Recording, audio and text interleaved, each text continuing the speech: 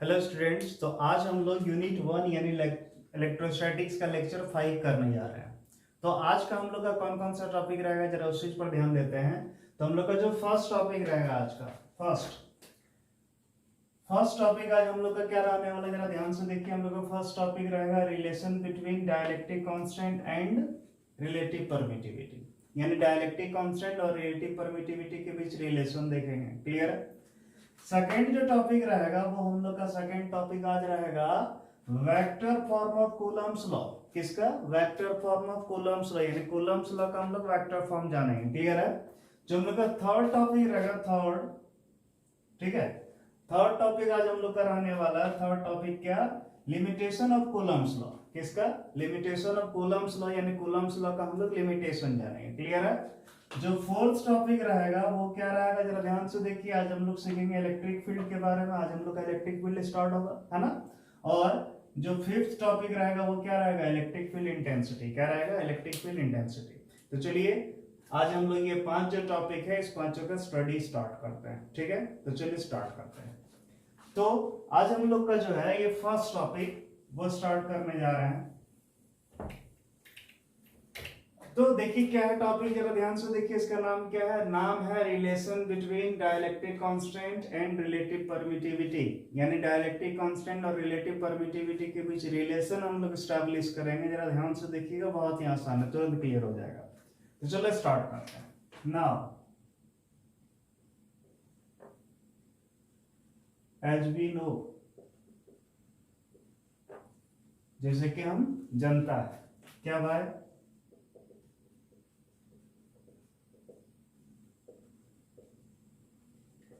Dielectric constant. तो याद करो डाइलेक्ट्रिक कांस्टेंट के इक्वल टू क्या पढ़ते हैं? F naught by F M. याद है, पिछला लेक्चर में क्लियर कर दिए थे। यानी इसका सिंपल सा मतलब है कि दो पॉइंट चार्ज जिसको सर्टेन डिस्टेंस पर रखें, यानी डिस्टेंस चेंज नहीं करें, तो उसमें वैक्यूम में लगने वाला फोर्स और किसी मीडियम में लगने वाला जो फोर्स का रेशियो था वही था डाइलेक्ट्रिक कांस्टेंट। क्लियर है। तो बट जरा समझो, ये जो एफ नॉट है ये वैक्यूम में लगने वाला फोर्स, इसका फॉर्मूला याद होगा 1/4πε0 Q1 Q2 by R square. And ये जो एफ एम है ये क्या है बाबू? मीडियम में लगने वाला फोर्स, इसका फॉर्मूला याद होगा 1/4πε0 sorry epsilon Q1 Q2 by R square. Clear है। देयरफॉर जरा समझना कि equal to F naught by F M है, तो एफ नॉट का वैल्यू इतना लिखेंगे, कितना है? Q1 Q2 by R square. ये जो एफ नॉट का वैल्यू रखे बाय करना है एफ एम को, तो बटे में ना करके अगर हम इसको इंटू कर दे क्या हो जाएगा? पलट जाएगा। तो बोलो क्या हो जाएगा? 4πε/1 are square by Q1 into Q2। जरा ध्यान से देखो, 4π से 4π गया, आर स्क्वायर से आर स्क्वायर गया, Q1 Q2 से Q1 Q2 गया। तो क्या बचा हम लोग का? K इक्वल टू क्या बचा? Epsilon m by epsilon not. यही बचा। बट अगर आपको थोड़ा सा भी याद हो, epsilon m by epsilon not को हम क्या कहते थे? Epsilon r। और इसी का नाम क्या था बाबू? Relative permittivity. ठीक है। देयरफॉर बोलो जरा से क्या निकला? K इक्वल टू क्या है इसकी जगह? Epsilon r। तो यहां से प्रूव हो गया हम लोग का। क्या हुआ प्रूव? जरा ध्यान से देखिए कि डाइलेक्ट्रिक कांस्टेंट और रिलेटिव परमिटिविटी दोनों का वैल्यू क्या होता है? इक्वल होता है। याद रहेगा। तो याद रखिएगा आज से, क्या डाइलेक्ट्रिक कांस्टेंट और रिलेटिव परमिटिविटी दोनों का वैल्यू क्या होता है? इक्वल होता है। ये हम लोग का फर्स्ट टॉपिक हो गया क्लियर। अब हम लोग सेकेंड टॉपिक पर जा रहे हैं।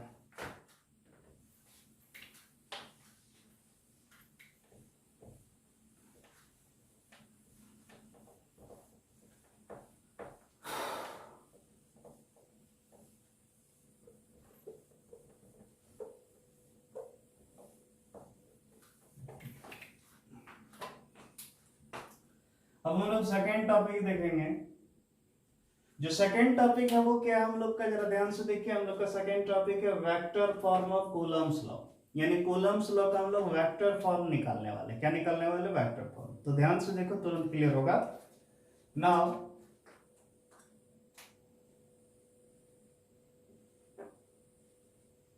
फ्रॉम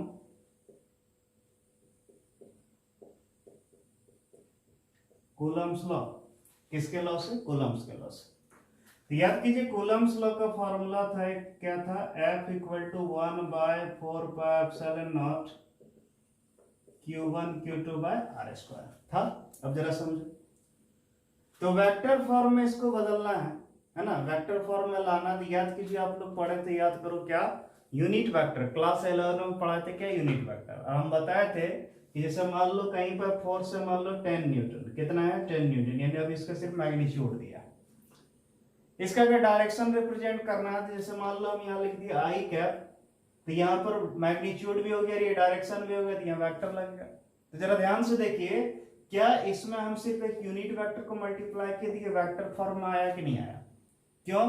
क्योंकि ये यूनिट वेक्टर जो है इसका डायरेक्शन को रिप्रेजेंट कर दिया, यहाँ पर मैग्नीट्यूड और डायरेक्शन दोनों हो गया, इसलिए वेक्टर फॉर्म में आ गया। तो याद रखिएगा, अगर हम किसी को यूनिट वेक्टर से मल्टीप्लाई कर दें, यानी उसका डायरेक्शन बता दें, तो वो वेक्टर फॉर्म में आ जाता है। तो हम क्या करेंगे, यहाँ पर इसको एक यूनिट वेक्टर से मल्टीप्लाई करेंगे। जरा ध्यान से देखना, तो इसको ऐसे लिख सकते हैं, F equal to 1/4πε0 Q1 Q2 by R square है, इनटू, जरा समझना, इसकी जगह हम क्या करते हैं? R cap. तो सोचो R कैप क्या है? यूनिट वेक्टर है, इसको यूनिट वेक्टर से मल्टीप्लाई किया, इधर क्या आ गया? वेक्टर आया। बट जरा समझो, ये जो R कैप है बाबू, कौन कैप? R cap. तो याद करो, R कैप का मतलब क्या होता है? R vector by R। हम सिखाए थे class 11 unit vector R cap मतलब क्या? R vector by R। Therefore बोलो F vector equal to 1/4πε0 Q1 Q2 by R square into R cap है, इसके लिए क्या लिखेंगे? R vector by R। Clear है? अब जरा ध्यान से देखना, F vector equal to 1/4πε0 Q1 Q2 by R square into R है, तो बोलो ये क्या हो गया? R क्यूब इनटू क्या हुआ? R vector. तो ये जो फॉर्मूला आ गया, यही है कूलम्स लॉ का वेक्टर फॉर्म। कौन है? कूलम्स लॉ का वेक्टर फॉर्म। इसका एक और होता है पोजीशन वेक्टर हिसाब से, R1 R2 वेक्टर लेके निकालते हैं हम लोग, दोनों वेक्टर का डिफरेंस करके, तो वो भी तरीका है, लेकिन ये सबसे आसान तरीका है, इसलिए हम ये तरीका से बताएं। क्लियर है? तो ये था आपका क्या? Vector form of Coulomb's law. अब इसका आगे का टॉपिक देखते हैं। अब जो है हम लोग देखेंगे क्या अगला टॉपिक, और देखते हैं क्या है। तो अब जो हम लोग का टॉपिक होने वाला है, जरा ध्यान से देखिए, तो अब हम लोग का टॉपिक क्या होगा? जरा ध्यान से देखो तो, लिमिटेशन ऑफ कूलम्स लॉ। किसका? Limitation of Coulomb's law. यानी कूलम्स लॉ का क्या क्या लिमिटेशन है, उस लिमिटेशन पर हम बात करेंगे। बहुत ही आसान है, तुरंत क्लियर होगा, ध्यान से देखिएगा इधर। तो चलिए देखते हैं फर्स्ट लिमिटेशन। पहला लिमिटेशन क्या है? फर्स्ट, तो फर्स्ट लिमिटेशन ये है कि जो कूलम्स लॉ है ये सिर्फ 2 पॉइंट चार्ज के लिए एप्लीकेबल है। किसके लिए? 2 पॉइंट चार्ज। देखो कैसे, जो फॉर्मूला था वो था 1/4πε0 Q1 Q2 by R square था। जरा ध्यान से देखो, इसके फॉर्मूला में ही कितना पॉइंट चार्ज है? तो अगर कहीं पर हम 3 पॉइंट चार्ज ले ले, Q1 एक Q2 एक Q3, और इस तीनों के बीच एक साथ हम फोर्स निकालने बोल दे, तो ये नहीं बता पाएगा। ये क्या बता पाएगा एक बार में? 2, या तो इस दोनों के बीच, या तो इस दोनों के बीच, या फिर इसके बीच। तो याद रखिएगा, कूलम्स लॉ कितना चार्ज के लिए एप्लीकेबल है? 2 पॉइंट चार्ज के लिए। तो फर्स्ट लिमिटेशन हो गया कि याद रखिए फर्स्ट लिमिटेशन क्या हुआ? फर्स्ट लिमिटेशन ये हुआ कि कूलम्स लॉ सिर्फ 2 पॉइंट चार्ज के लिए एप्लीकेबल है। कितना पॉइंट चार्ज के लिए? 2। क्लियर है? आ गया। अब सेकंड देखते हैं एप्लीकेशन क्या है। सॉरी, सेकंड लिमिटेशन इसका क्या है? तो सेकंड लिमिटेशन ये है, जरा समझिए, तुरंत क्लियर हो जाएगा। जैसे मान लो ये एक पॉइंट चार्ज है Q1 और ये एक पॉइंट चार्ज है Q2, और इसके बीच डिस्टेंस क्या है? R। तो ये 2 पॉइंट चार्ज के बीच जो डिस्टेंस है बाबू R, अगर R का वैल्यू 10⁻⁻15 मीटर, कितना? 10⁻⁻15 मीटर से अगर कम हो जाएगा, यानी ये जो डिस्टेंस है 10⁻⁻15 मीटर से अगर कम हो जाएगा, तो वहां कूलम्स लॉ लगेगा ही नहीं। तो यहां पर कूलम्स लॉ वैलिड नहीं होगा। क्यों? क्योंकि अगर इससे कम डिस्टेंस लेंगे तो वहां पर न्यूक्लियर फोर्स आ जाता है पावर में। किसमें? न्यूक्लियर फोर्स, वहां पर कोई कूलम्ब फोर्स नहीं आता है। क्लियर है? तो याद रखिएगा कूलम्ब फोर्स तभी एप्लीकेबल है जब दो पॉइंट चार्ज के बीच distance 10 to the power minus 15 metre से क्या हो, ज्यादा हो, तभी अप्लाई होगा, नहीं तो अप्लाई नहीं कर सकते इसको। ठीक है, तो ये था सेकंड लिमिटेशन। थर्ड देखते हैं क्या। तो थर्ड लिमिटेशन ये है कि ये जो कूलम्ब्स लॉ है ये तभी लग सकता है जब दोनों पॉइंट चार्ज क्या हो, रेस्ट में हो। किस में हो, रेस्ट में। तो याद रखिए थर्ड एप्लीकेशन ये है, सॉरी थर्ड लिमिटेशन इसका ये है कि ये जो लॉ है कूलम्ब्स लॉ, ये तभी एप्लीकेबल होगा जब दोनों पॉइंट चार्ज किस में हो, रेस्ट में हो। क्लियर है? ये थर्ड होगी। और फोर्थ जो है इसका लिमिटेशन ये है, जरा ध्यान समझिएगा तुरंत क्लियर हो जाएगा। ये जो है हमेशा पॉइंट चार्ज के लिए एप्लीकेबल होता है। किसके लिए? Point charge. पॉइंट चार्ज हम किसको कह सकते हैं, जरा समझिए, जरा ध्यान से देखो। ये जो चार्ज है, ये जो चार्ज है इसका देखो, ये एरिया, ये इसका एरिया और इसके बीच डिस्टेंस। तो अगर डिस्टेंस उस चार्ज के जो चार्ज है उसका एरिया, यानी उसका जो भी एरिया कवर कर रहा है उससे अगर ज्यादा हो डिस्टेंस, तो इसको पॉइंट चार्ज मानेंगे। लेकिन इमेजिन करो ये एक चार्ज रहता और ये दूसरा चार्ज रहता, डिस्टेंस ये रहता, तब इस दोनों को पॉइंट चार्ज नहीं माना जाता। तो समझ चुके होंगे कि ये जो है पॉइंट चार्ज के लिए एप्लीकेबल होता है, बहुत बड़े चार्ज के लिए एप्लीकेबल नहीं होता है। तो उम्मीद करते हैं आपको समझ में आ गया। क्या क्या था, पहला समझिए फर्स्ट लिमिटेशन क्या था। तो फर्स्ट लिमिटेशन था ये कि ये सिर्फ दो पॉइंट चार्ज के लिए एप्लीकेबल है। कितना? दो।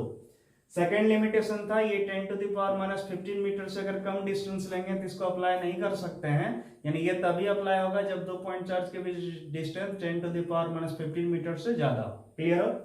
थर्ड जो था, थर्ड क्या था, याद रखिए ये तभी लग सकता है जब दोनों पॉइंट चार्ज किस में हो, रेस्ट में हो।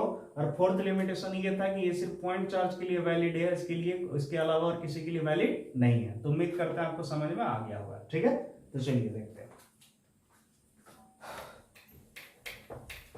तो ये था आपका लिमिटेशन ऑफ कूलम्ब्स।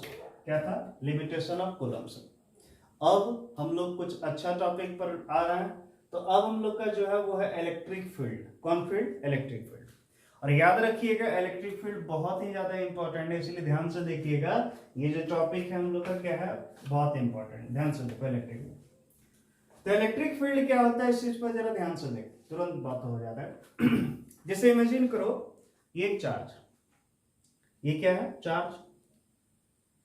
तो कोई भी चार्ज जो है अपने चारों ओर क्या जनरेट करता है, एक फील्ड जनरेट करता है जिसको हम देख नहीं सकते हैं, लेकिन हम फील जरूर कर सकते हैं। कैसे कर सकते हैं जरा समझिए। जैसे मान लो एक दूसरा कोई चार्ज है, ये क्या है, कोई दूसरा चार्ज, ये एक चार्ज है, ये भी एक पॉइंट चार्ज है, कोई दूसरा है। मान लो इसको यहां रखे, क्या रखे, रखे यहां पर, देखिए इस पर कोई फोर्स नहीं लग रहा है।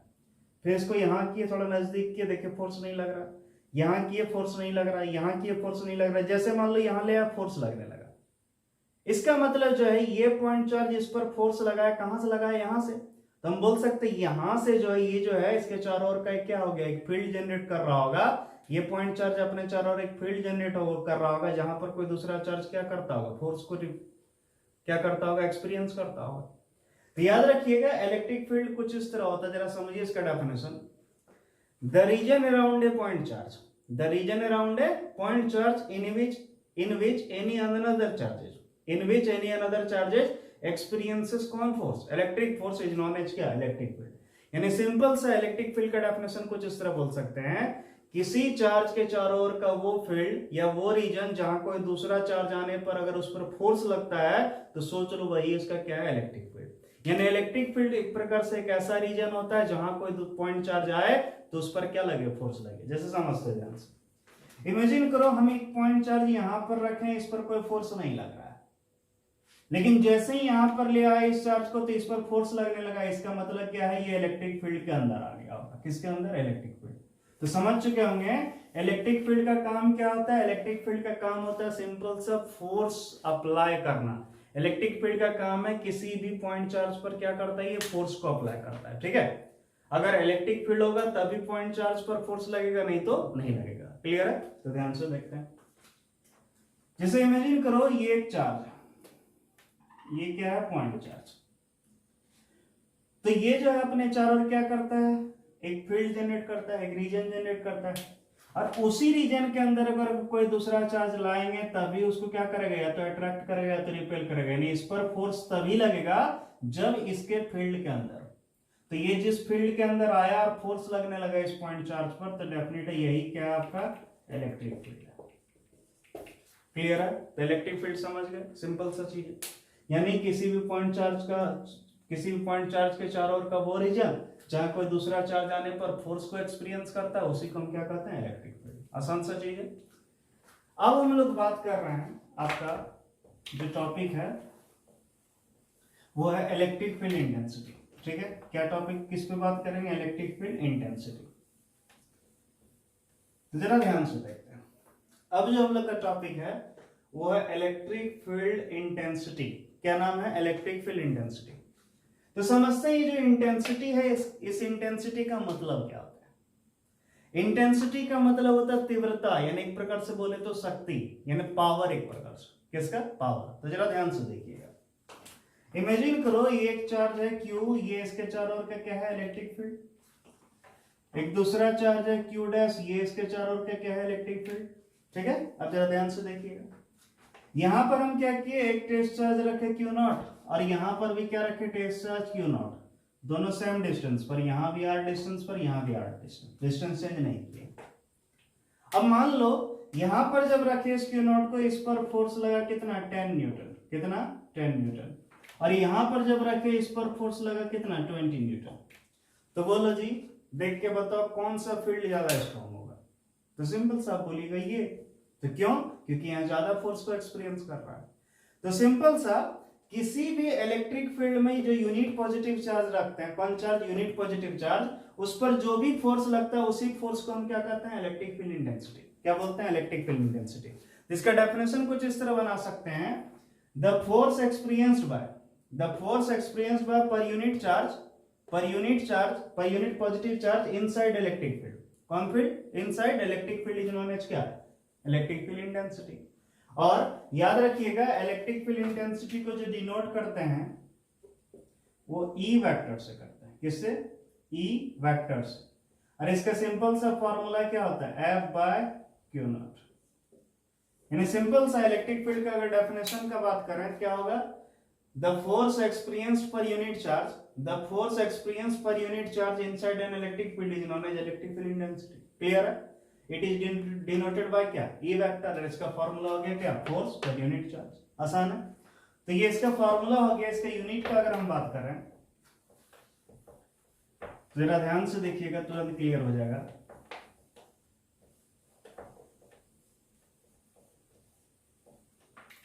तो इसका यूनिट देखते हैं, SI यूनिट। जरा ध्यान से देखो, तुरंत क्लियर हो जाएगा, कुछ भी दम नहीं है। बोलो ये फोर्स है, तो बोलो फोर्स का यूनिट क्या होता है, न्यूटन। ये चार्ज है, इसका क्या, कूलम। तो क्या हो गया, न्यूटन पर कूलम। यानी इसका सबसे फेमस यूनिट क्या होता है, न्यूटन पर कूलम। और इसी का एक और यूनिट होता है वोल्ट पर मीटर। क्या होता है, वोल्ट पर मीटर। कैसे होता है, ये यूनिट 2 में आपको पढ़ाया था, याद करो। E = V/L एक फॉर्मूला आया था। क्या था, E = V/L। तो बोलो इलेक्ट्रिक फील्ड का यहां से यूनिट पढ़ाया था, वोल्ट पर मीटर। याद है? तो ये था आपका। और जरा ध्यान से देखिएगा, इसका एक और यूनिट निकालने वाले, देखो न्यूटन पर कूलम है या नहीं है। तो बोलो क्या इस न्यूटन के जगह हम लिख सकते हैं केजी मीटर पर सेकंड स्क्वायर, लिखा जा सकता है। और बोलो ये कूलम है, कूलम को क्या लिखते हैं, एम्पियर सेकंड। लेकिन यहाँ पर कूलम है, यानी पर एम्पियर पर सेकंड। तो क्या हो गया यहां से, बोलो तो केजी मीटर s पर पावर -2 -1 यानी -3, और a पर पावर क्या, -1। तो ये भी यूनिट निकल गया। क्या निकल गया, केजी मीटर पर सेकंड क्यूब पर एम्पियर। तो ये हो गया, इसका 3 यूनिट हो गया, न्यूटन पर कूलम, वोल्ट पर मीटर, या केजी मीटर पर सेकंड क्यूब पर एम्पियर। क्लियर है? तो ये तो था इसका ऐसा यूनिट। इसका अगर डायमेंशन फॉर्मूला का बात करें तो ध्यान से देखिए, केजी को क्या लिखते हैं, मीटर को क्या लिखते हैं, L, सेकंड को क्या लिखते हैं, T पर पावर -3, और a को क्या लिखते हैं, a पर पावर -1। तो ये था इसका क्या, डायमेंशन फॉर्मूला। लेकिन जरा ध्यान से देखिए, इसका फॉर्मूला को यहां पर लिखा E वेक्टर। क्या लिखा है, E वेक्टर। यानी नाम से क्लियर हो गया होगा कि ये जो है आपका इलेक्ट्रिक फील्ड इंटेंसिटी, ये वेक्टर क्वांटिटी है, क्वांटिटी है, वेक्टर। और अगर वेक्टर है तो डेफिनेट इसका डायरेक्शन भी होगा। क्या होगा, डायरेक्शन। चलिए ध्यान से देखते हैं इसका डायरेक्शन। तो इसका डायरेक्शन का बात करते हैं। देखो डायरेक्शन क्या होता है, ध्यान समझना। जैसे इमेजिन करो एक प्लस क्यू चार्ज है, यानी पॉजिटिव चार्ज, ये इसका इलेक्ट्रिक फील्ड, और एक दूसरा चार्ज है माइनस क्यू यानी नेगेटिव चार्ज, ये इसका इलेक्ट्रिक फील्ड। अब हम डायरेक्शन निकाल रहे हैं, जरा ध्यान से देखिएगा। हम क्या करेंगे, यहाँ पर एक पॉइंट चार्ज रखेंगे प्लस क्यू नॉट, और यहाँ पर भी रखेंगे प्लस क्यू नॉट, ठीक है। तो बोलो जी ये प्लस रिपेल करेगा, क्या करेगा, इधर फोर्स लगाएगा, उधर तो उधर लगाएगा, और यहाँ पर बोले ये माइनस ये प्लस, तो ये अट्रैक्ट करेगा। तो देख रहे हैं इस पर फोर्स का डायरेक्शन किधर है, इस तरह नहीं लग रहा है कि ये जो इलेक्ट्रिक फील्ड है इसका रेडियली क्या आउटवर्ड, और जो नेगेटिव चार्ज है इसके क्या रेडियली इनवर्ड। तो याद रखिएगा डायरेक्शन क्या होगा, अगर पॉजिटिव चार्ज हो तो क्या radially outward to the positive charge, यानी पॉजिटिव चार्ज से रेडियली आउटवर्ड और नेगेटिव चार्ज का रेडियली इनवर्ड। यानी सिंपल से अगर बात करें सिंपल लैंग्वेज में, तो दिख रहा है पॉजिटिव चार्ज से क्या अवे जा रहा है और नेगेटिव चार्ज के टुवर्ड्स, इसको हम इस तरह भी बोल सकते हैं away from positive charge and towards negative charge. क्या बोलेंगे, away from positive charge and towards negative charge. Clear है। और अगर अपने भाषा में बोले तो इस तरह बोलो, प्लस है तो हटाओ, माइनस है तो हटाओ, प्लस है तो हटाओ, माइनस है तो हटाओ। क्लियर है। तो हम इसका एक्चुअल जो लिखेंगे क्या, radially outward to plus q यानी positive charge, and radially inward to minus. Clear है। तो ये था आपका क्या डायरेक्शन। याद रखिए पॉजिटिव चार्ज रहे तो रेडियली आउटवर्ड, और नेगेटिव चार्ज रहे तो रेडियली इनवर्ड। पॉजिटिव है तो हटाओ, माइनस नेगेटिव है तो हटाओ। क्लियर है। तो ये था इसका यूनिट डायमेंशन फार्मूला, डायरेक्शन और फार्मूला। तो आज के लेक्चर में इतना ही। अगला लेक्चर में हम लोग जानेंगे क्या, इलेक्ट्रिक फील्ड इंटेंसिटी का एक्सप्रेशन सीखेंगे, उसके बाद डायपोल के बारे में सीखेंगे। ठीक है। तो चलिए आज इतना ही। Thank you.